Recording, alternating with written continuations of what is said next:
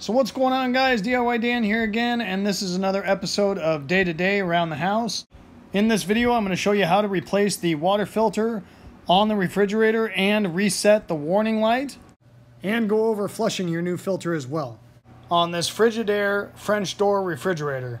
And I also did some research, and it apparently fits some of their side-by-sides as well. So let's get to it. So I pulled the filter out really quick just to get the part number off of it, so I could order it up off of Amazon. I ended up getting a 3-packet of aftermarket ones for about $56. The manufactured ones were $40 a piece. So on the display, it does say the water filter needs replaced. So here is a good view of the ID tag for the refrigerator, so you can see the model.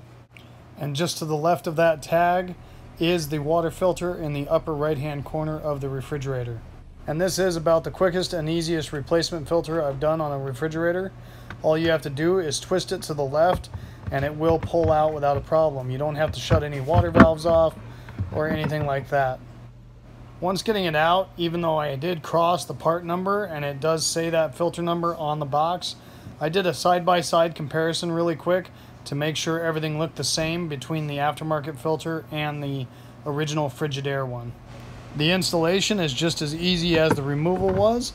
You set it up into place and twist it to the right. You will feel the detent where it locks into place, and you're all done. The sequence to reset the filter life is not difficult at all. I didn't get that great of a view with the camera, but I wanted to show you it shutting off the light.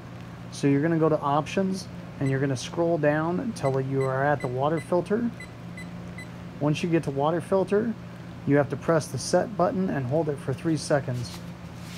Once you do that, the light will go off and it resets the life on the filter. Now they say that's a 6-month filter, but it obviously depends on how much ice and water you end up using. So I just go by the reminder on the refrigerator. I did put the date on this one of when I installed it so I could see how long it lasts. The other thing they say to do when replacing these filters is flush out the filter. And since I didn't want to stand there forever holding it, they say you should flush 3 gallons through it. I just rigged up this funnel, wedged a piece of plastic between the funnel and the handles to hold it.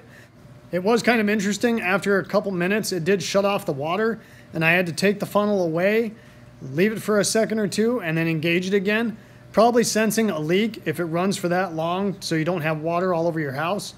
So I did go ahead and flush out the 3 gallons that it recommended.